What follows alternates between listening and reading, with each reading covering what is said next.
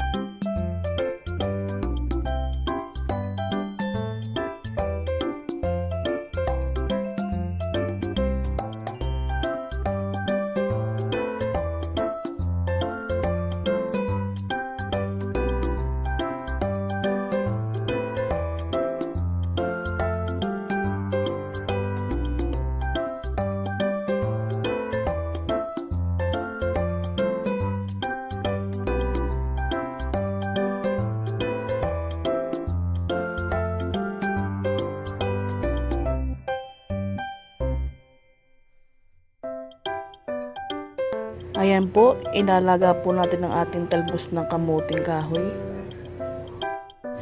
At magpapaksyo na rin po tayo ng ating isda na tilapia. Ayan, ilagay na po natin sa ating kawali. At ang ating mga ricado, pagsabay-sabayin po natin.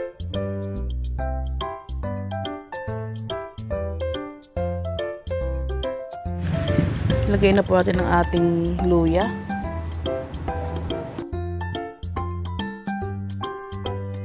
At ang bawang guys, ilagay na po natin.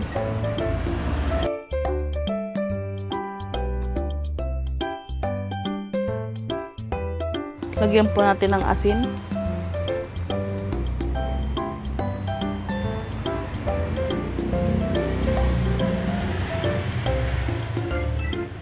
At paminta.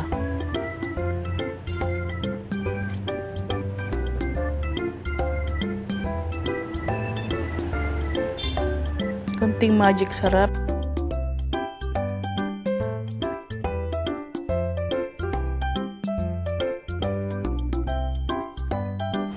Lagyan din po natin ng suka. At konting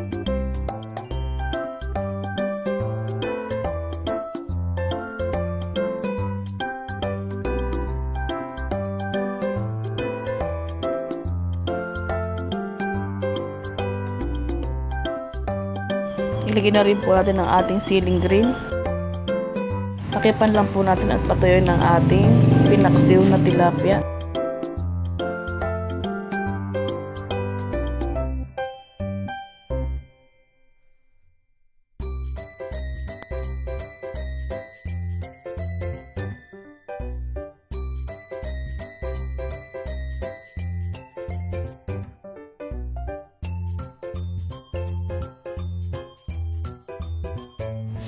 At pipigaan din po natin ang ating talbos ng kamuting kahoy. Ayan. Napigaan na po natin ang talbos ng kamuting kahoy. Ilagay na po natin sa ating tilapia. At natuyo na rin po ang tilapia natin sa ating pagpaksiw sa kanya. Ayan. Siya nga pala mga guys, bago ko po ito pinigaan, ang ating talbos ng kamuting kahoy, pinalamig ko po muna siya.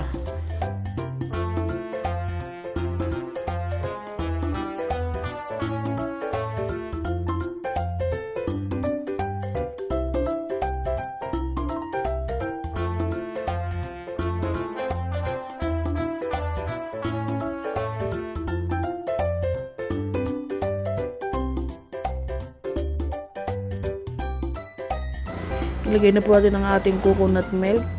Ayan, nasa freezer po yan, kaya medyo may buo po siya ng konti.